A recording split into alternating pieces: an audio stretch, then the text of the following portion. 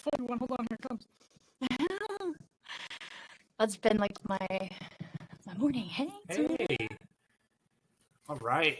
So, you want to just jump right into some questions? Yeah, whatever you want to do to kind of like shake it off, shake it off, shake it off. Just kidding. I haven't heard that song in a long time, so let me get the cadence of it right. Just kidding. It's been a busy morning. Obviously, I got here 9:00 and just did a social skills session and a problem solving session and a resiliency session and a liberation, which is like a forgiveness session. So that my last 5 hours has been about talking to myself, but all good content. So that's good. Good, beautiful things. So Thanksgiving's tomorrow. So come on, what do we have to be upset about? So. No, absolutely. It is a good week. So, you know what? Can you hold on real quick? I'm going to throw my dog outside because I don't want them barking while we're doing this. Okay, good call, Tyler. Yeah.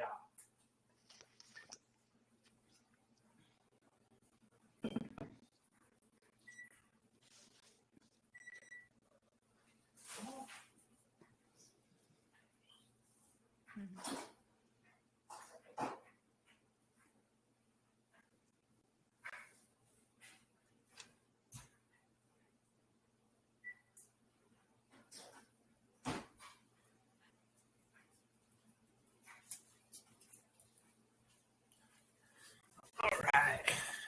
Perfect. Yes, it is going to be a very, very good week. So, yeah. All right. So, I suppose let's kind of get an overview. So,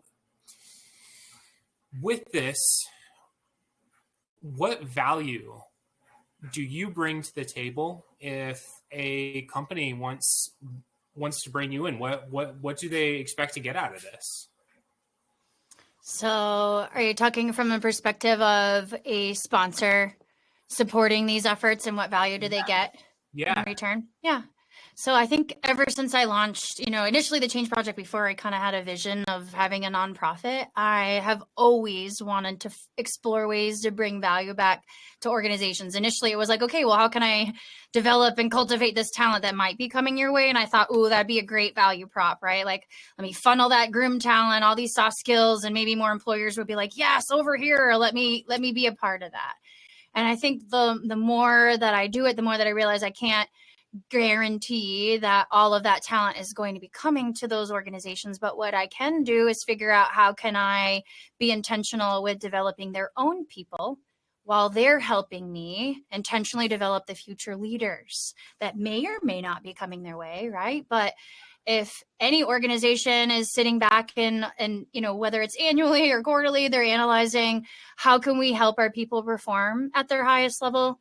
How can we help them get out of their own way? And how can we help them solve problems and make decisions that serve them and also serve the growth and the success of the organization?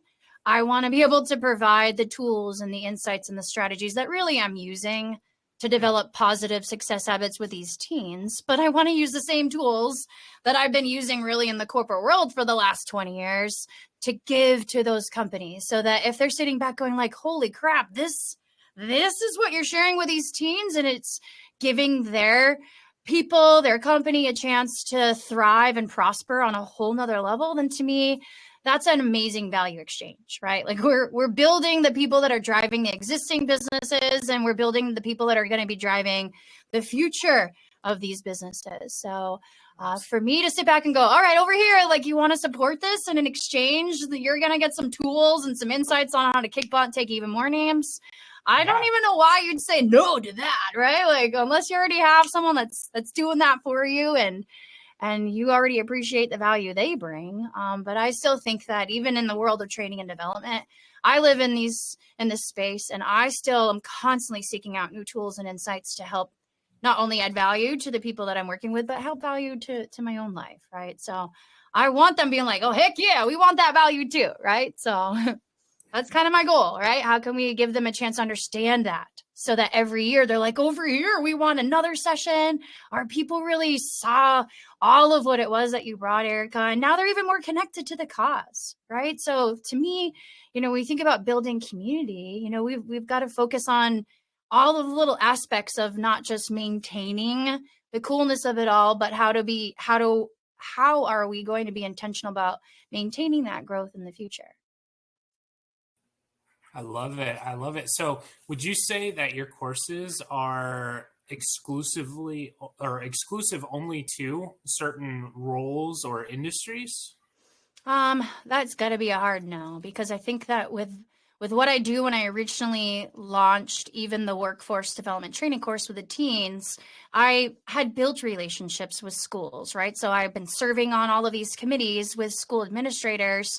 And when I said, hey, I'm going to do this, I'm in front of 3 different school leaders sharing that. And I'm like, hey, I'm going to go get the money. And I just need a room, right? They're like, heck yeah, Erica, right over here. And so then that led to more conversations where, oh man, this course could be taken into churches. This course could be taken into youth detention facilities. So for me to say, oh, it's kind of targeted to one particular industry, it can bring value to literally every single person on the planet. But I will say that from a qualities perspective, that the people that I tend to do business with, or those that tend to say, over here, I'd like your help, Erica, are the ones that are authentic and growth oriented, and the people that care about their people and their environments. So you have to have those qualities, either for both, like if someone's going to hire me to do something in person, or if you're going to push a button and hit play and listen to that value, then if you don't have those qualities, chances are that any change that I might introduce,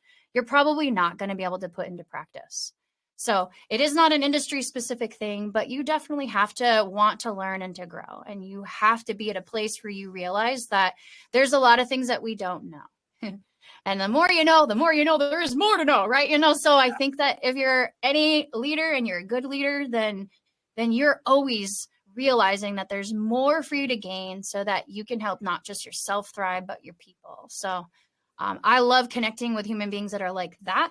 Those are the ones that I enjoy adding value to, not to the ones that are like, I got everything, I know it all. Okay, cool. You're happy just the way you are. You don't need me, right? So keep doing you, boo, right? Like I want to help people that look around and go, like, even if they are kicking butt and taking names, they still realize that there might be a new tool or some way that they can sharpen the saw so they can get back out there and slay it on another level. And those are the people that I love connecting with.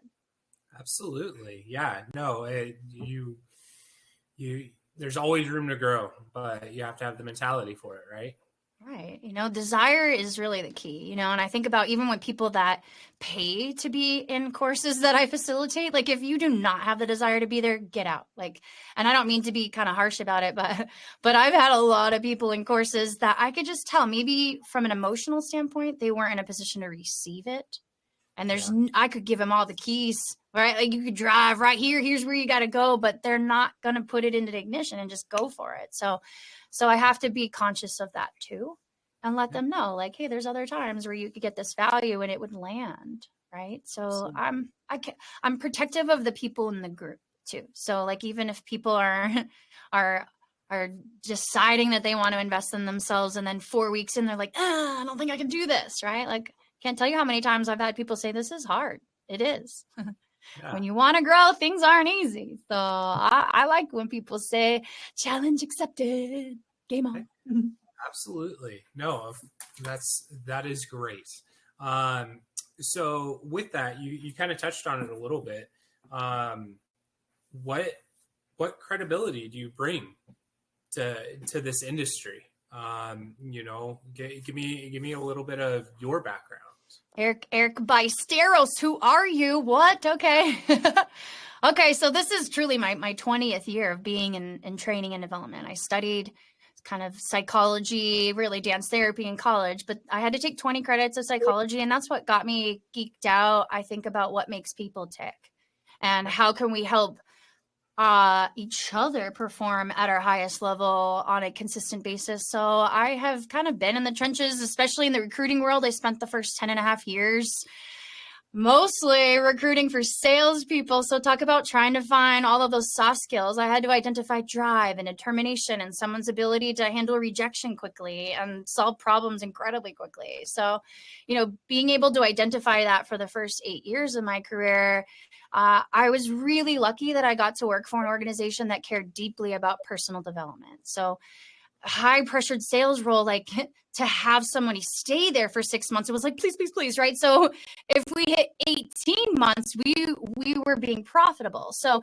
that wasn't a goal of mine. Yay, someone work out for 18 months. But, I wanted to figure out how can I help people make decisions that align with what they love and what brings them joy, right? So if somebody can't stand rejection, then I'm gonna say, go find another job, right? So even when I was recruiting, I always cared deeply about making sure that someone took on a job that was going to not only exercise the skills and the gifts and the talents that they had, but that aligned with their vision and the mission that they wanted to create. Because I'm telling you, if you don't align with the values of an organization, then you're never going to thrive. So I feel like I was really protective of that and all of my recruiting career. But when I made a transition into the staffing world, instead of being kind of a corporate recruiter, now I am recruiting for all of these different companies in the Valley. I got so much perspective, not just on the fact that we have so much manufacturing and aerospace, but the fact that we have literally a sea of opportunities. So when you think about even just me creating a workforce readiness program, I don't think that I would have been as effective being able to pull that off had I not have recruited for so many different industries and organizations. Now I can come to the table with teens and be like, look, there truly is an abundance of options out here, like literally right here. You don't have to go to any other state. Okay. So after 10 and a half years of being in recruiting, I pretty much got exclusively in training and development. So throughout my entire career, I have done orientations and skill set workshops and training and development, building workshops, right, with people. And so I started facilitating sales and business and life skill courses exclusively. So I kind of got out of the recruiting game, meaning I'm not actively trying to hire for any other company. I'm just going into businesses and helping their people perform at their highest level. And so in that 3 years that I was with my last organization, it really kind of helped set the tone for a lot of what I'm doing now, because I started getting into the community trenches, starting serving on the Gilbert and the Queen Creek Chambers education committees. This is my second term now of serving on Pinal County's Workforce Development Board. So, when you get in the trenches of not just the recruiting world and hearing all the pains and challenges on what employers and leaders are looking for right there, I can't tell you every single time that I was recruiting, people would always say to me, okay, Erica, forget the resume. I just want the drive, the determination, all the soft skills. Okay. So like literally everyone's telling me that on the recruiting side. And then you get into these trenches and you hear people at totally different tables saying the same thing. Like our youth, they're not employable, that, they don't have self-awareness. They don't have resiliency skills. They don't know how to interview and build a resume. And I'm just like, well, shoot, where are they learning this? Right. And so not to poo-poo on us as adults, but in all the years in the 15 years where I was kind of exclusively working with adults, you could see the consistent patterns of what it was that they were doing to kind of get in their own way. And then facilitating courses that were kind of designed to help people understand how to live with purpose and how to solve problems and how to forgive other people that might be contributing to, unfortunately, what is getting in their own way on a daily basis. So, after the 15 years of kind of going through all of that and sitting back and hearing all those pains and challenges from our youth employability and mental health and wellness, I'm just like, God, I got to do something. Like maybe I never had a belief that I had the capacity to put my own stuff together, but I'm coming up on like 2 weeks away from now is when I launched the Change Project. And it kind of came from this place where it was like, all right, I want to just stop talking about all the change that I want to see in this world. And I want to start driving it, right? Like Gandhi, whether you know enough about that incredible human being, like he talked about how no social change is going to happen if we don't transform ourselves. So we've got to be the change that we wish to see in this world. We can't be talking about it. It's cool to talk about it, but you got to do something about it. And so I just wanted to create an opportunity for people in general to to actually develop the positive success habits that everyone's complaining about, that not only our youth don't have, but our existing workforce doesn't have. When I get hired to come into companies to do training and development, I mean, it's very consistent, right? People aren't self-aware. They do not know how to communicate. They don't understand other people's personalities, nor do they understand themselves. So here we are asking for, how can we come together? How can we thrive? How can we prosper? But we've really never helped them develop fundamental basic skills to deliver on that on a consistent basis. So when you look around and you see the Gallup data and it's like, oh man, you know, we're more miserable than ever before. We've got these high levels of disengagement within companies. We've got high divorce rates, high mental health issues, right? Like they're wretched. They're worse than ever before. So how do we turn the ship around? Okay, I want to be able to put myself in a position where I'm like, gosh, I got all these cool tools and insights and strategies, and I want more people to realize that they have way more potential inside, to wake up every day and to look around at their life and go, heck yeah, like I have meaning, I have joy, I have satisfaction. This is it. So for the last 5 years, I have just been facilitating courses with, luckily, people that are even our talent executive leaders and people that are in corporations that are, you know, maybe they're mid-level managers or maybe they're high-level leaders. I've done these courses with parents and educators. I've done 27 times over with teens. So I'll tell you something, you know, when you have hundreds and hundreds of people that you work with and you start to observe all of the consistencies, you start to see, you know, that especially right now, I'm doing a business course and a parent educator course and a teen course all at the same time. And it's, you do get to see, you know, what is it that's getting in front of all of our ways, right? And I would say that the root of most of our stuff is that we just don't love who we are. But in order to love who we are, we got to understand that, right? You know, so that's my favorite thing to watch unfold. People understanding what their greatness is, which is really why I'm such a raving fan and advocate of the Gallup Clifton Strengths Finder tool. I just think it's the only tool I've ever worked with in the last 20 years that really gives people an understanding of what their values are. And when you understand what your values are, you understand what creates the negative and the positive emotions that are kind of 85% of like what really is dictating our daily success in life and in the workplace. So yeah, 20 years worth of a lot of cool things, a lot of amazing humans, a lot of amazing leaders that I've had the chance to work with and learn from and grow with. And I'm really proud of that. You know, I'm really proud of a lot of the cool things that I've done. So I just want to keep kicking more butt, taking more names, and having more humans.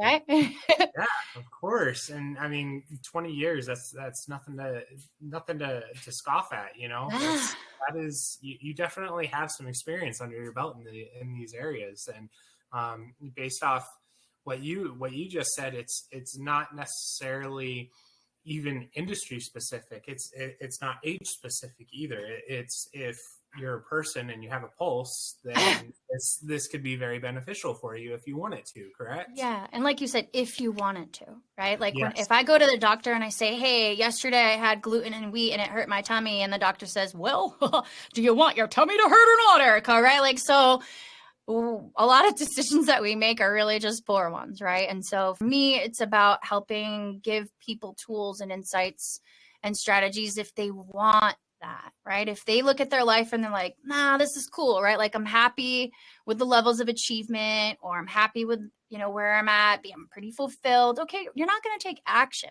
right? Like yeah. I know that to be true. And, you know, I'm okay with you just doing you, boo, boo, right? But I think that for those of us that are here that you know, we want to expand our businesses, or we want to bring more value to more people because we enjoy it, okay? Like I love bringing value to people.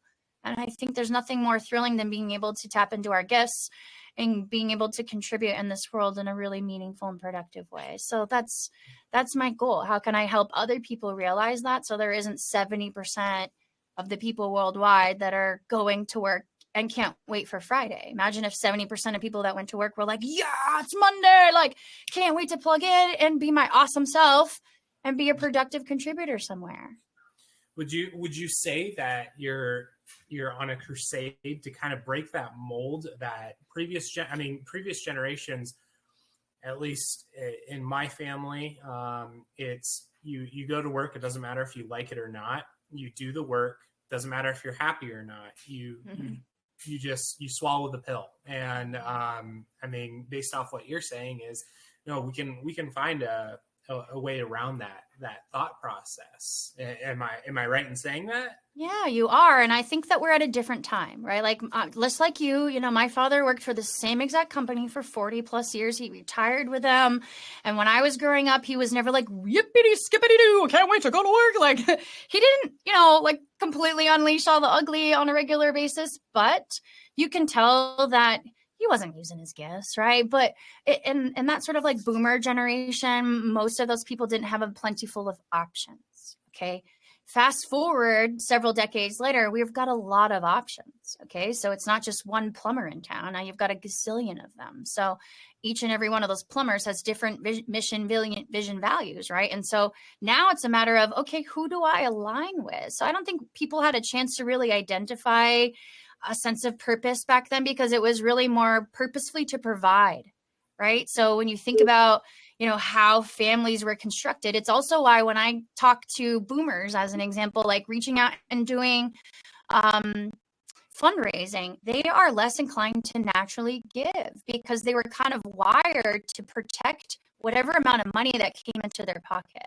Yeah. So that's actually really interesting. Like, input's my number one strength. So I'm very, like, I probably will say the word interesting, or I'm curious, or I'm fascinated in every conversation that I have, because I'm always trying to study the consistencies with people, right? So I think that there are a lot of human beings that, because they didn't have a choice, then that was just it. They did have to sort of suck it up, buttercup. And now, because we are at a different time, now this is where you're like, no, what matters to you? And guess what? Like, you are a human being, and there's other entities, a part of what makes us function that we didn't study in the past, right? Like, even if you think about positive psychology, really didn't come to the market until the early 2000s. Okay. Yeah. So even the Clifton Strengths Finder tool, it started in 2000, what, kind of like 1999, 2000, right? So that's 23 years. That's really like the last 20 years of my career, right? So I'm kind of lucky that having positivity in my top 5, I came into it then. But for the longest time prior to that, people were just studying what was wrong with people. And then all of a sudden, Don Clifton's like, let's study what's right with them. And instead of like popping pills and just pushing crap down people, let's figure out how to help them every single day wake up and go, ooh, how can I be intentional about thriving? So we're at a different place now. Honestly, Tyler, I think we're at a place now where people are aware of the fact that we're emotional beings, and very much aware of the fact that those emotions are dictating a huge part of our well-being and our productivity and our creativity. And now that we're aware of that, now there's so much information out there. And all of a sudden it's like, okay, well, you have a choice. Do you want to have this outcome of life that you kind of don't like looking forward to? Or do you want to have the one that you wake up every day and like, oof, like I have meaning, I have joy, I can kind of see that I'm using what I'm good at to serve this world and bring value to it? Absolutely. So in this day and age where you can look everything up on YouTube, right?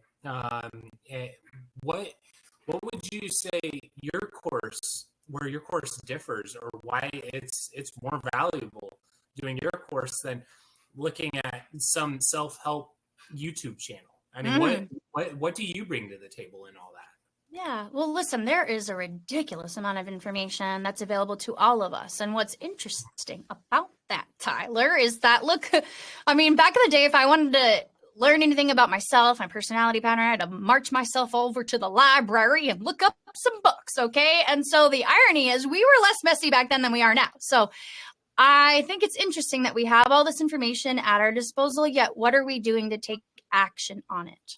So 2 things I want to share about that. One, in the Gallup sort of Clifton Strengths Finder world, discipline is really one of the bottom 5 strengths out of the 31 million people that have taken that tool. So one of the hardest things that becomes the biggest obstacle for us is us being able to put some discipline and actually taking action in areas that are important to us, but sometimes we just don't have enough inside to make that happen.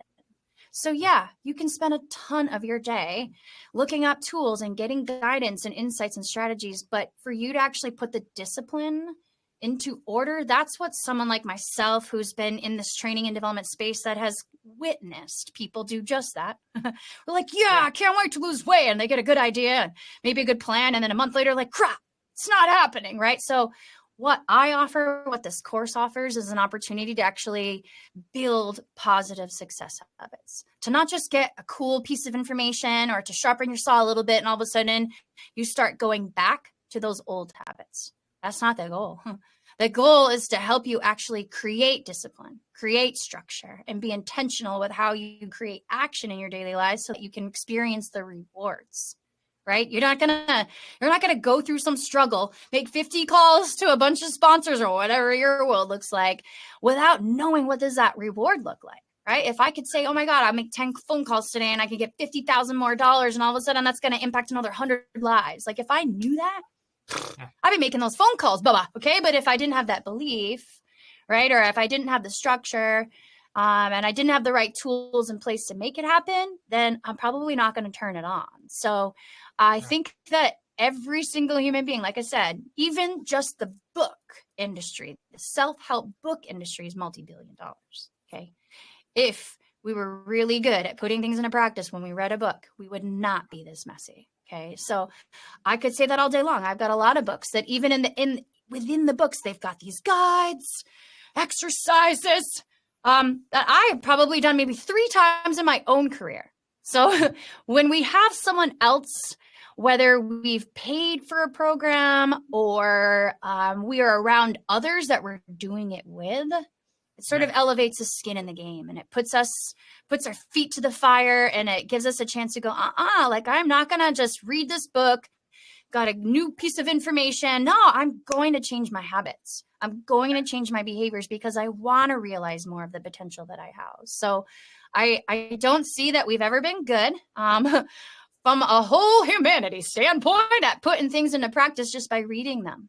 We just don't do it. So if we did, we wouldn't be messier than ever before. We wouldn't have the highest divorce rate. We wouldn't be in the state that we're at. Okay. So I think that in order for any of us to actually take action and to realize those results, we got to have someone else that we're either accountable to or talking to. And that's the goal, right? Like I can share 15,000 things. The goal is to build a community with other people who are also able to share their struggles, right? Because if you start to hear someone else struggle and you think they're like the cat's meow of awesome in town, and they're like, what?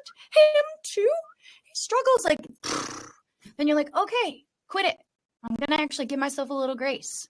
So the awareness that you get of other people too is just, you cannot compare to that value. So if we were good at putting things into place, you wouldn't need people like me, right? You know? So, and I think too, that deciding to take a course is personal, right? Like I'm not everyone's cup of tea. And so I think that despite the depth of experience, whatever credibility I bring, if you don't listen to me and you don't sit back going like, ooh, I want to learn more, then I'm not going to be the right person for you, right? So I do that a lot in my own world. There's a lot of times where I only will listen and watch a lot of male psychologists or spiritual gurus. I can think of one female that I listen to.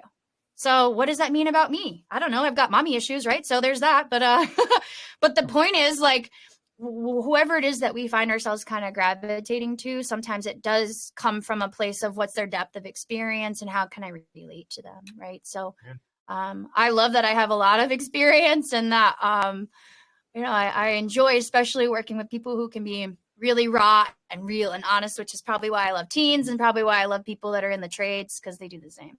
So yeah.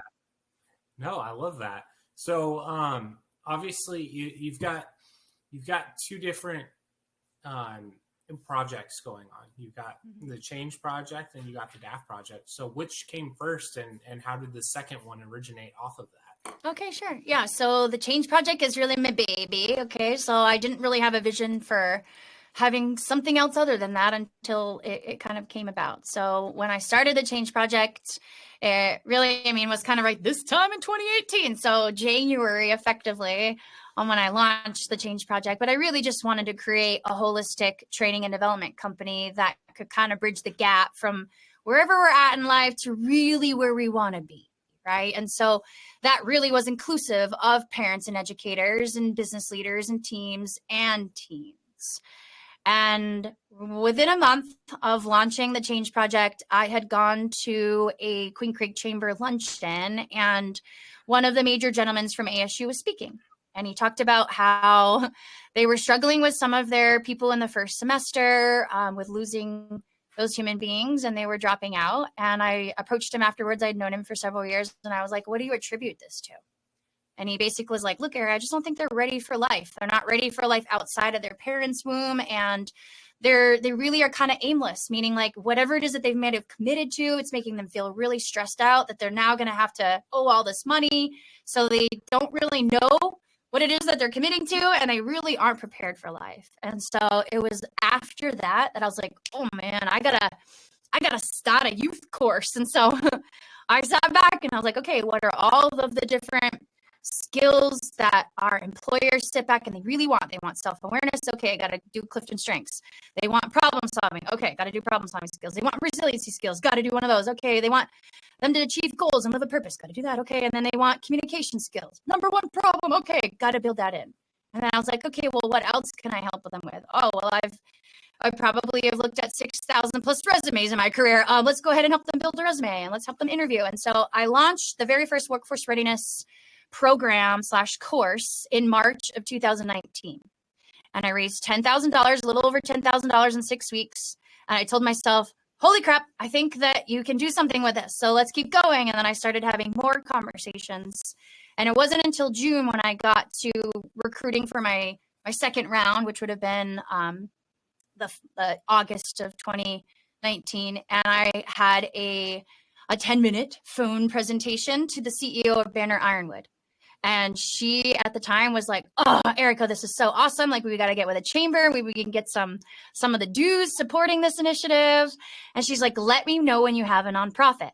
And I was like, why? Initially I was like, what? You don't want to support it? Like, without it? But then I had to kind of put a different business hat on that I never worn before, right? I'd only been a business owner for a couple months at that point. And it was at that point that I thought to myself, well, I could either change the Change Project to a nonprofit, or I could get a nonprofit. And it wasn't really an option to change the Change Project to a nonprofit because I always want to be able to provide training and development. I just wanted to be able to be even more intentional about acquiring the support of those bigger companies if it meant tax write-offs, right? So at first I just was frustrated by that. I thought to myself, man, like, that's the only way people give. And I'm like, no, Erica, it's just the way businesses are set up. So go ahead and give them a chance to capitalize on whatever it is that they can write off every year so you can impact more people. Yeah. So the DAF project is something that I kind of immediately started putting some wheels in motion with, and I got with a business consultant. And that was when at the time I was like, no, you've got to come up with a new entity. And I was like, well, I want to create some consistency because the Change Project is sort of the creator of all these courses and it's my baby. And so I don't want to take away from the branding of that, but I do want to help be intentional about empowering our youth. And I believe in the transformation, like the actual power that comes from that, right? Like, if we actually give these teens all the things that make us adults messy, like, we could transform our tomorrow. So I am at this place where it's been exciting to kind of launch that. So that a couple of times over, I got rejected. So that process was really annoying. So talk about having motivational intelligence going, get it again. Because I literally was like 3 submissions, Tyler, until it was finally approved. So the approval for the DAF project came in March of 2020. So they're basically like one's a year older than the other. Okay. Yeah. So obviously DAF, and anything that I do and raise, I'm supporting students going through the workforce readiness course, but I'm also supporting other mental health issues too. So like students that come to me and they're like, oh man, I'm struggling with insomnia or anxiety or whatever. I have so many resources in town that I am able to tap into and pay for and send them to. So that is a lot of satisfaction for me too, right? Because I'm good at what I do, but I have other people that are good at what they do. And if they can help free people, and especially with the DAF project, it's all about developing altering futures, not the kind of future that we wake up and like, ugh, this is what I got to look forward to now. Like the kind of future like, what? Meaning and joy and satisfaction. Yeah. Like, that's what I want. So No, that's absolutely wonderful. And I mean, uh, coming from a person who did public education in the state of Arizona its entire life, that is definitely a course that I wish I had as a teenager, because I feel like it would have given me a better view on what I need to address and work on, and what my talents are and where my weaknesses are. So, well, I remember you telling your story, by the way, and I remember thinking to myself, how the heck, like, this guy seems way too positive and like more relationship building than ever getting into like a police role. I was like, but again, like sometimes we have these visions for what we think we're going to do, but we don't understand, well, do my strengths, do they help add value to that, or could that be a potential problem, right? So like I would love to invite you and Kayla, depending on your availability, to our next Learning from Local Leaders session, just even like describe the evolution of that, right? Like, oh man, I thought I was going to do this and I plugged in and this is why. And then all of a sudden I was like, this isn't for me. Yeah.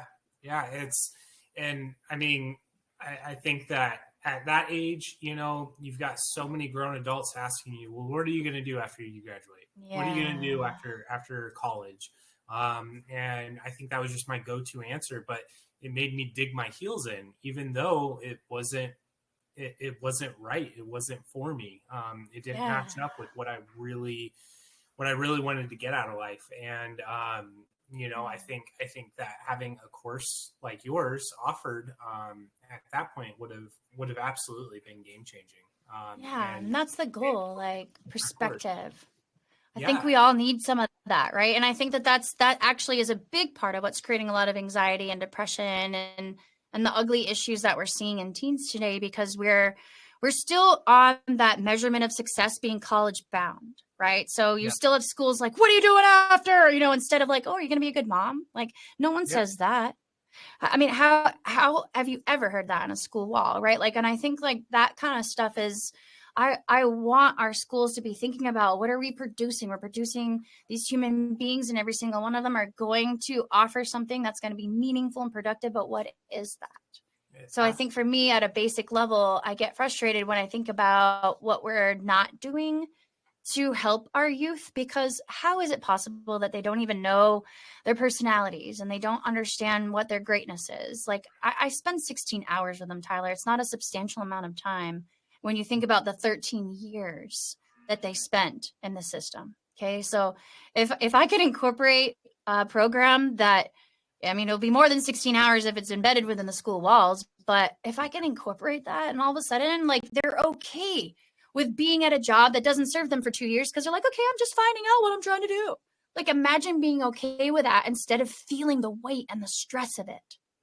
Yeah. That's what I want to help alleviate, right? Like, they're like, okay, fine, I'm just going to find my way, right? Like, imagine if you had that comfort and that peace, knowing that you were just in a gestation period of trying to figure something out, right? Like, instead of feeling everyone's intense pressure on you. Like, that's a part of that pressure cooker, and why they're taking their lives and they're doing ugly things, because they have that aimlessness, and that aimlessness creates so much anxiety and just bubbles up inside.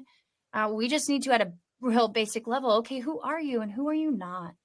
And how are you going to better direct the choices that you make with your friends? And how's that going to lead you to, I don't care, even if you're flipping burgers. I tell teens this all the time. Even if you're flipping burgers, there's In-N-Out, there's BK, there's Mickey D's. And guess what? Every single one of them has different leaders and cultures and environments and values. And go interview with them all. Okay. Because if you're going to flip burgers, then you might as well figure out, where can you go and plug in that you enjoy. Okay. Like, maybe you're going to learn and grow and get another job because you're serving someone that's going to take you to that next stop. Okay. But don't go there and hate it. Is not only are you're going to be more miserable, so is the customer. So what the heck? Right. Absolutely. No, I completely agree with that. You need to find where you're happy and where you're happiest. So, well, like the happiness advantage. Okay. As one of the books, let me see. Okay. One of the books that I shared during session today, because Sean Akers, one of my favorite positive psychologists, I study him all the time. And he, talks about how we've got to get happy in order to achieve success, not the other way around. Like most, even in my old sales organization, it was like someone would achieve a very high level of success and it'd be their best month ever. And they'd be like, what are you going to do next month? It was almost like you keep moving the goalpost instead of just celebrating where you're at. And I'm not saying like, don't do that, because then all of a sudden you see where you're capable of and you kind of want to push it a little bit. But if you're always striving for what's on the other side of that, you're never going to find happiness. And that's ultimately my goal with every human I work with, is how can you, in the moment and every single day, you look around and you see meaning, you see joy, and you create that. So, you know, I think that is a big part of what's lost on us, right? And so, absolutely. You know, you got a new baby coming in this world, right? And so it's like then understanding their personality. Like you're going to see it, by the way, the second they come out of the womb. There's going to be things that you're going to see. I can't tell you, like even having 2 different children, I could see the strengths in my oldest, his confidence and the things that he did as a baby, like how he would, you know, get out of his crib before he was even like actually walking, he would like try to figure out how to get out. Okay. My little guy, he didn't have that confidence, nor did he have the strategic in his top 5 to figure that out. Yeah. So he would like try to put his leg up and then he'd put it back down. I never had to lower his crib.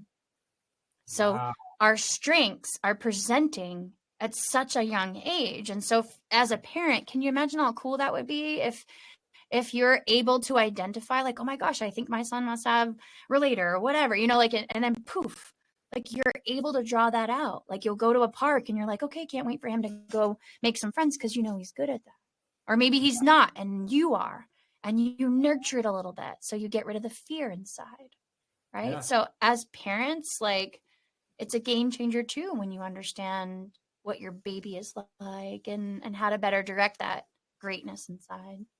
Absolutely. No, I think that this definitely seems like one of those things where, you know, you do the course and it bleeds into so many aspects of your life, and it sheds light on things that you didn't even think of before, and you find happiness in the smallest things, right? Yeah, I think that's the best takeaway. Like even last night, I'm leading the resiliency session with all these teens, and you know what's really interesting to me is that, you know, there's freshmen, sophomore, juniors, and seniors in this particular crew, and you know I could feel the buzz in the room. So once you get to kind of like week 4, 5, 6, right? Like then all of a sudden everyone feels safe. Yeah. And it's the coolest thing to watch because that's that safety that allows them to go, you know what, last week I wasn't going to talk about that. This week I am.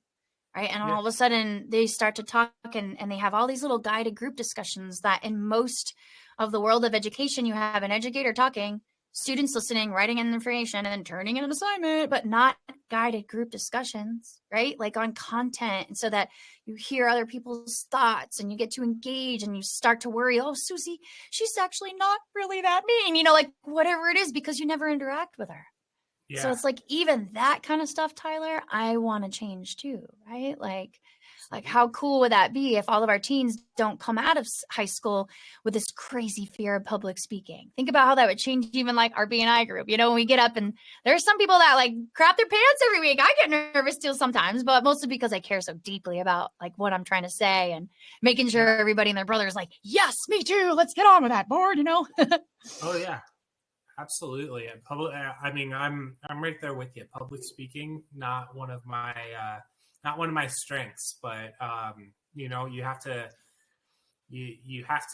kind of be around it a little bit more, get comfortable with it, and experience. It's confidence too, though, right? You know, so when you think about like what's the root of that public speaking fear, it's that you don't want to not seem credible. You don't want anyone in that room to not look at you like, dang, like I've got respect for that person, right? So when you have certain people like, and this is true in the recruiting world, right? Like a lot of times someone kind of is judged based on what their experience is, not with the talent they possess. This happened a lot. I think it's very fascinating to watch. Even happened to me, you know, like it wasn't until one of the leaders that I worked at my old company, he was based in Massachusetts and he come to our organization, and I had already been with the organization, I want to say like 5 years. And it was him and I's conversation about so many different things. He's like, why is Erica not on the leadership team? Like he's the one that believed in me and saw my talent, even over the people I reported to and talked to on a daily basis. Right. So sometimes we don't even see the great, cool things that we possess until we're in other settings, right? And so it's nice when other people can acknowledge that, because again, we've got to feel appreciated and we've got to feel understood. And when we don't feel that way, or when others don't feel that way, then that's where that kind of energy is gone. You know, when we feel confident, we're like, oh, I'm going to crush this, right? Like it's because, other people in the room probably really deem you as credible, right? And so anytime you feel that fear, usually comes from, have I earned that yet? And if you haven't, then you probably are going to lead with it. So again, even giving people awareness of that, it's like, why do I feel that way? Yeah, and I think that's so beneficial for especially teenagers, where emotions dictate a lot in their lives. And I think that probably could have helped me out quite a bit in those years, understanding why I'm feeling the way I'm feeling. So let's say first off, let's just say I am an adult. I want to take your course. What would I do or need to do in order to do that? Well, I guess couple different options now. I mean, for the last 5 years, the only way you've been able to consider taking a course would be hitting me up and seeing if I've got one coming up, right? And so obviously that's satisfying, right? So the next time I have a business course won't be until 2024. But now, as of today, I just finished recording all of my sessions. So now human beings will be able to go on the www World Wide Web and be able to go click buttons and now purchase them. And that honestly, Tyler, is very satisfying to me, because I will tell you this, the resistance that I've had for the last 5 years in not creating virtual trainings, meaning like me just recording them and then having people do what I shared with you earlier, right? Like why people fail to put these action steps into practice. I resisted that because I do care about people getting results. Okay. So for instance, and I'm going to share it like this, during COVID, I had some of my corporate clients that I had already teed up business with. They wanted to see if instead of doing in-person trainings, I would offer virtual ones. And I was like, no, I'm not going to do that. And I said that because I didn't want them wasting their money. I really wanted them to gain the most from it when their people were going to be coming back in person. So even throughout my training and development career, this would be true, right? Like when you do virtual stuff, you're not going to get as much out of it depending on what you put in. Okay. So if you're like me and you're a learner and you just love like learning new things, and it's kind of the reason why I keep doing 75 hard. Like I don't need anyone else governing me to make things happen. I got responsibility as my number 2 strength. So anything I say I'm going to do, I'm going to take psychological ownership of it.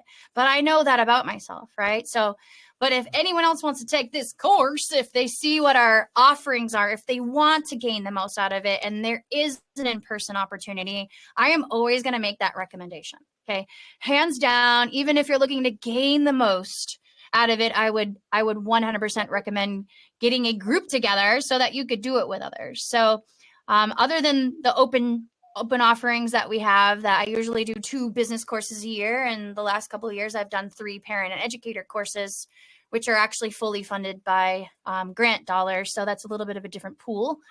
But I'm excited now that people are going to be able to just click on whatever button they want, be able to purchase the course, and then be able to have access to connecting with me and building community, which has really been my goal, to be honest with you, all these years, right? So even the last 5 years, I've had so many participants take my programs, but what am I really doing to continue to drip awesomeness into their lives and stay connected? So sure, we got Instagram and Facebook, but that's not what I'm talking about. I'm not talking about finding out like if you had a new baby or you got a new promotion. Like I'm talking about the little things, like were your strengths offended last week and did that throw you off? Or did you just go through like a bankruptcy and now you're like a hot mess and you need to get out of it, right? Like I want to keep dripping value into people's lives. So very much excited to have these virtual offerings. It's Erica B. Okay. So it's not like someone else sharing it with you. It's me, baby. So I think that that's been really fun to be able to record, but I think more so because I know that more people are going to be able to get the value. So anyone that maybe doesn't live too close to me or would crap their pants if they thought of going to an in-person training, Now you're going to get the chance to do it on your own. And I know that even about introverts, like more often than not, an introvert is going to do an online option than they're going to do an in-person one. So I challenge you introverts though, do an in-person thing. So absolutely. I always challenge yourself. Well, and I'm sure that those online courses as well, it will be the Erica B with the same amount of energy that you know it. So I'll tell you, that's been kind of fun because I thought that wouldn't be the same. And outside of like just looking at your own face for 4 hours straight, but like I am who I am. And I like, if there's one thing that I've been consistently given either compliments or perhaps, I don't know if they're always a compliment, but I'm very, very, very passionate. And I think that passion sort of bleeds into everything that I do, but I care about people. I didn't start the Change Project or the DAF Project because I didn't want to drive change. Like we are legit in a crisis era, I think, and I've never, in the 42 years I've been living, even though we've had 9/11s and we've had pandemics, like we're at a gnarly place. So we are, I think, how many more years we've got of this ugliness, like if you study history, we're on the cusp of another high of like the era of the rock and roll when like, we had all kinds of liberation going on. Like we're on the cusp of that. So I would love to be the pioneer or one of the pioneers that helps lead that charge and shows people like, stop worrying. Like I got you. All right. Just not saying I'm Jesus Christ over here, but I'll tell you something. I feel like we need people that have more of that unicorn spirit that can say like, stop looking over here, look over here. Okay. Because if you find the bad, you're going to find more of it. But if you find the good, you're going to find more of that too. So I just want to help shift the directions or open up the paradigms a little bit, get us out of our own way, kick butt, take names, maybe.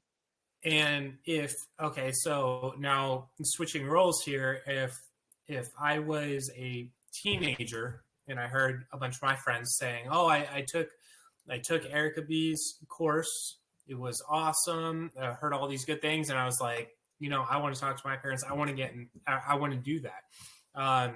Explain to me how I would go about that. Well, I think twofold. I mean, I've definitely had many teens over the years and even parents kind of initiate that conversation. So I think now that it's not just, I'm only at these 2 schools, right? Like that's been sort of the burden for the last couple of years. It was either like, well, you can either come during these 2 times or you can be a part of my summer internship, which was open to, of course, anyone at any school. But now people are going to have the option to just clickety and actually experience the entire course online. And I think I would also like to continue to find ways to have support. So then that way, if, for instance, a family couldn't afford to pay for that online option, then I would like to create opportunities for people, whether they want to apply for support or just me continuing to do what I'm doing, right? Like, I mean, I want to continue doing in-person trainings. That ain't gonna not happen. In fact, I see myself 80 plus years old still doing them because I just love it. That feeds my soul, puts more drops in my bucket than anything that I could probably consider doing. So I'm never going to stop that. But for people to get access to it, I've already had adults messaging me like, are you kidding me? Like this is going online. Like I cannot wait. Like that brings me a lot of hope because, I think that even my own sister and her children, like her husband passed away unexpectedly during the COVID era. And like that's been really hard, to get out from under. And I think when you think about teens and all the issues that we all go through, like that trauma that can kind of get stuck inside of their world, like to give them tools to help get out from under it. I mean, I'm excited to be able to help spread the impact and to be able to show our world that we can drive change. I've seen it just on so many different levels and so many different human beings for me to not just have this belief that we can do something. It's a knowing now. It's a knowing. Like I 100% know that people can make a million things happen in their lives if they want to. Absolutely. Right? Like that is the differentiator. Because if you don't want it, then it's not going to happen, right? Desire is just the fuel. So we gotta build some belief and turn that desire all the way up so we can make some cool things happen. Oh man, I'm so excited with this new chapter that you're going at, the virtual classes. I think that it's going to be a game changer, and your message is going to reach so many more people, and I am so excited for it. So it feels good. And I'll tell you something too. Like, I think a year or two ago, whatever, like I wasn't even confident in myself, right? Like, because I have all this stuff around me right now, I just want to show you this one book. This is called Love Yourself Like Your Life Depends on It. I'm like, it's like the backward way. I got that book when I turned 40 2 years ago. And ever since I got the book, I started gifting it out to every teen during graduation and speaking it in a different way. And I think that, most of us aren't living our lives that way. And if there's one thing that I can say with certainty is that when people start to love themselves, and that love kind of comes from, again, like, oh man, I have these great qualities. I have these great talents. Like, I have value. I have worth. That love like fills you up, and it starts to like melt away fears and doubts and anything you're worried about. It's like the coolest thing to watch happen. It's really why I love working with teens, because they don't have these mountains of ugly habits to get rid of. It's just like poof, this like amazing sponge, and they're soaking it all up and they're taking action right away. So you do get to see growth happen. And coming back to input being my number one, like, for me to be sitting back and seeing these results consistently, and even when I'm applying for another grant, I know that at a bare minimum, I'm going to see a 60% growth increase. That's pretty freaking awesome. Imagine if you were 60% more productive this year. I mean, who wouldn't want that, right? So if I'm able to deliver that for more and more teens, and I think that our world is going to be like, what? Why don't we do this sooner, right? Like, we got to change the education system, though, my friend. So it's a little doozy. Yeah, and I can't think of one company in the world that doesn't want to be 60% more productive. And so, I mean, you just sold your value. That's it right there. If we can get more productivity and happiness out of our employees, that's a game changer. Hell yeah, man. So, dude, the lowest percentage increase I've ever even seen is 37%. And even that is impressive. Okay. So when you think, and a lot of times, like, what that's really coming from is that a lot of people are rating themselves high, right? Like, I am really good at achieving goals. I am really good at solving problems. So you can look at data and analyze it from a lot of different angles. So if you're like me and you're a little weird researcher, like, you got to be careful with data too, right? Like, even the Gallup polls, Gallup didn't hit me up. So like, my positive unicorn wasn't one of their stats. Okay. So, obviously they've got to take it from a size of population, but just like me, right? Like, if I have 200 teens I've worked with in the last 5 years, that isn't millions of people, but it's a substantial amount of people to be able to make an assessment of, right? Like, if you see a lot of consistencies 227 times, like, you can make a lot of realizations from that, right? Never mind the data. The data is good and it's healthy and it needs to be evaluated, but personally, it's like what you get to see outside of the data that crushes even that 60%, right? Like, that's why these teens are going from having really crappy home lives to now all of a sudden they're soaring. Like, I'm not kidding you, Tyler. There's one girl that's retaking my course who fled her house earlier this year. Like, if her dad wasn't home, like, if he wasn't home, she'd have to sleep in a tent. Okay. I don't know about you, but that's pretty damn extreme. So, to have had another family, like, take her in and show her love. She's a senior. She's never had friggin' love, So, not the kind of love that most of us get, right? So for her to gain the confidence now in the course, the first time she took it, she was a hot mess. Like, barely even could like pick her head up and stay like focused to listen. So now fast forward almost a year later, and it's like, she's the leader in the group.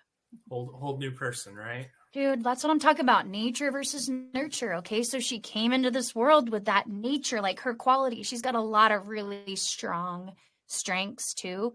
They couldn't show up until she's around people that could nurture that. Yeah. So that's a big talking point in all of what I do, right? Like, even with these teens that maybe don't go home to loving households, I give them a chance to go, okay, this isn't going to be forever. Okay? Mm-hmm. And they can make choices even right now to get out of it, just like this girl did. Yeah. She literally made a choice to get out of that house.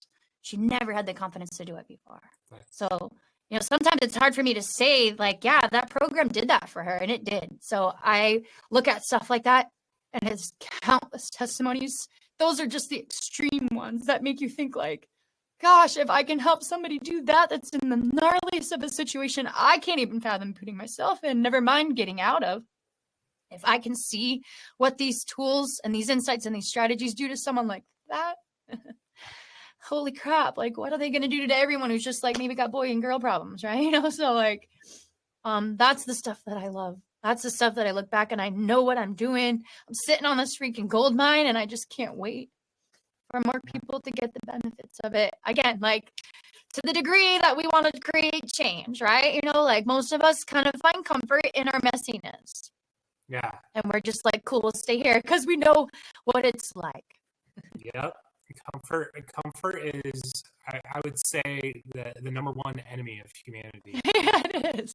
It's people get very, very comfortable. They get comfortable at their miserable jobs. They get comfortable in their miserable relationships. And yeah, fight the comfort, right? Mm-hmm. So 100%. I think I don't know if I shared this, or maybe I'm thinking about what I talked about in my session earlier, but did I talk about the 75 easy? No. Okay.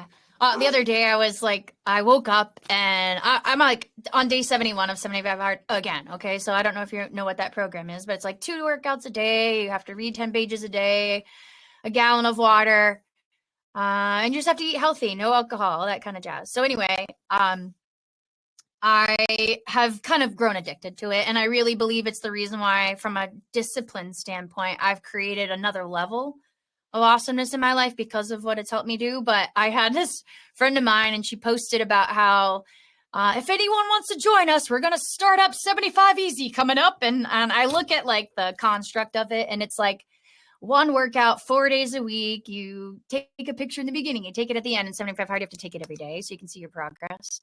And so I was like, girl, like that's all I said. And she like messaged me back. She's like, I know. And what's interesting is the lady who she was doing it with, I didn't know her, but she in the comment was like, I know we're gonna do the hard version, but we're just in this point. And she's like, I gotta turn my bitch voice off. And I was like, you don't realize that when you put the hard work in, the bitch voice goes away. And I think that brings us to that point that you shared. We at humanity like to put things into practice. That's our problem. Yeah. That's our problem. We want to get healthier. We want to lose weight, but we don't want to not eat that muffin or that bagel with a cream cheese, and so it's all about choices. And I think for me, it's about helping people realize that their choices are a little bit more abundant than what they think, right? Like if I say, oh man, I'm never going to be able to eat healthy. I love sweets too much. But you don't realize that there's a lot of other sweets that are actually good and satisfying for you, but aren't like, M&Ms or whatever other crap that's got all the other chemicals and poo-poo in it, right? So it's about expanding your horizons and showing people that there's other options instead of doing this. And that's what happens with most people. They just stay right here. They walk around like that. And my job is to go way more area of the possible, my brother. Tear those blinders off. I love Get them. it. So with that, what final thoughts, I guess, what do you want your viewers to know about that we didn't talk about? Okay. Well, one thing I guess we didn't really talk about is like when you talk about the value add of being able to support more teens and empower more youth, right? So now instead of me, having to coordinate coming out and doing a goal achievement session or doing a resiliency session or whatever kind of session that typically the sponsors want to have me come out and facilitate, now you can support these efforts and get the value literally at the drop of a button. So I find that to be even more satisfying, and I want to be able to talk about some of the things that they have available to them, because in the adult course, right? So the teen course, there's resume building and interview skills and learning from local leaders. And I suspect none of my sponsors would have interest in that. But hey, if you do, let me know, right? Like I'm sure you don't want me to help build resumes for your people to leave you, but but there's a lot of cool value that you can gain. So whether you want a Clifton development session where you can kind of really give people the chance to understand what makes them uniquely great, and how to tap into that so they can perform at a higher level. Or maybe they want a session about living with purpose so they can give their people a chance to really understand the meaning and the why behind what they do, right? Because that's the goal, is like maybe they're not living purposefully, or maybe their people aren't aligned with the mission and the vision and the values of the company, and that's why they're not performing at a higher level. Or maybe they want a goal achievement session because maybe they were like, okay, we crushed some goals this year, but we want to kick butt, take even more names. I love doing goal achievement sessions. I would say out of all of the requests that I get at the end of the year, it's usually for living with purpose, resiliency, and goal achievement, just because it seems topical. Yeah. But also there's a few others. So there's a communication skills session. I think that's probably one of the most valuable ones that any company could ask me to come out and facilitate. Or you could push the button and get the value of it. Because again, just to understand people, how we all process information differently and how we make decisions differently. So like, even if you're trying to earn my business, right?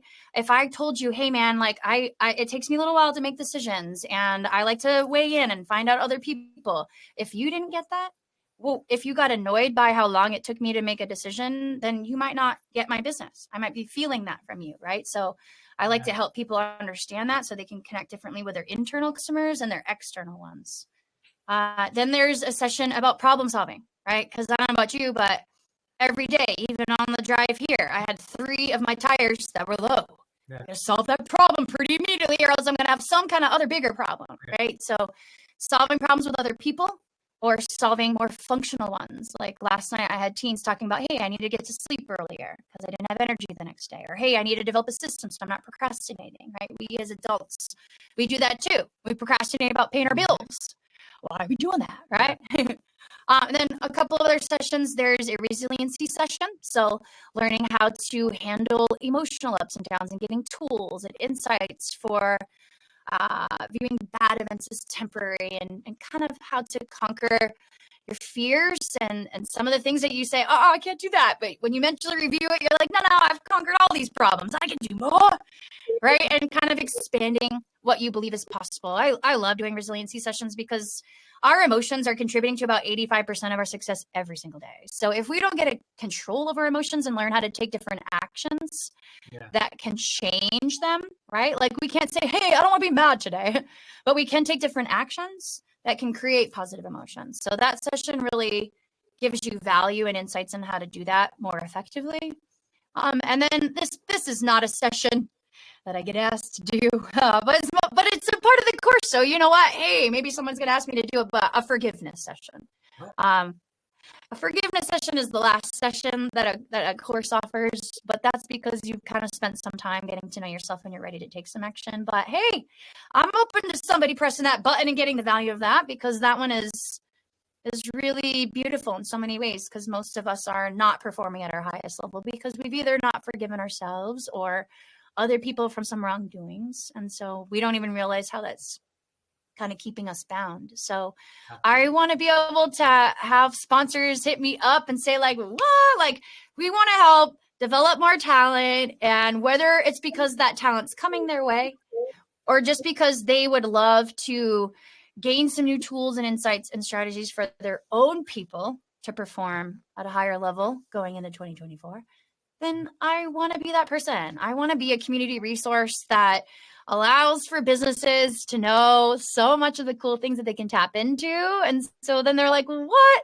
Whether they want to make a meaningful difference with youth or they just want to make a bigger difference with their own teams. Hey, if a byproduct is you get to empower more youth because you're impacting your people, you know, that I'm happy to have companies that never in their life have ever supported a nonprofit now support them because they're getting this value add. So that's my goal, Tyler. I want to exchange value in our community. And I'd love to be a part of a town that is growing like gangbusters, but it's able to capitalize on that growth and development in a sustainable way. Absolutely. So I don't want the businesses setting up shop. In fact, one company, Golden Scone, had 3 of my students that had worked for them and they had to close their doors. So, and because of staffing and just kind of the stresses of having a restaurant, right? So, what if I were able to give them a few more tools to manage that, right? Like, could they have stayed in business? Yeah. You know, like I'd like to support more companies like that so they don't have to make that decision. Not a single human being wants to start a business and then have it go under, right? Like, so how do we intentionally help them thrive and prosper, right? So it's not just the teens I'm trying to empower, it's everybody. Right? Yeah. So perfect. Well, anything else that you'd like to add? I mean, I just want to say thank you for giving me the time to kind of share, you know, what it is that I'm doing and give me a chance to kind of cast the message out and, you know, make a bigger change. As I was driving here today, I was just like, game on. Like, there's so many things I'm taking action on right now because I care deeply about not just this world. It's not like I wake up every day like, oh, world, I got you. You know, like I'm not simmering on that. But what I am doing is like, I want to get out of my own way. I want to live the best quality of life that I could lead. I want that for my kids. I damn skippy want that for my community. You know, when I go sit at a table and I've got the mayor at my table and I've got all these other town council members, like I want to have them look at me and be like, thank you freaking Erica for being a part of this community. Like I grew up in a negative one. And so for me to be in another small one, but have it to be so positive and family oriented and have this intentionality of really truly building something that people gravitate to, right? Like Bruce Gardner, our town manager, he talked about how Gilbert, John Lewis, former mayor, was like, all right, Gilbert was this like 50-year success. You know, he's like, I want Queen Creek to be like, I want him to beat that, you know? So we're a little over 30 years. So I think if we can get to that point where we've got some really cool things, how cool would that be if an employer shows up into town and they know they have cool, valuable resources to help them grow and thrive, to send talent their way, to help them retain that talent. Those are the biggest stresses within a business world. So if I can be a resource to help supply the talent, retain it, and help them kick some butt, take some names, then I know I'm doing what I came here to do. So I know what my gifts are, and I know what my talents are, and I know what I'm capable of, and it's time to just dial it up, baby. Serve it up, right? Absolutely. Bring more value to more people, baby. What's up? So always perfect. And Erica, if one of the people watching this right now wants to get in touch with you or purchase a course, where do they go again? www.thechangeproject.us, baby. Love it. Yep. What I'm saying. Love it. Let's get it out. Let's be the change we wish to see in the world. Drive it, baby. Get it, girl. Right? Awesome. All right. Okay. Well, it was good talking, and thank you so much. All right, my friend. I'm gonna just hit the record button, and we'll stop it from now. So thank you. So, perfect.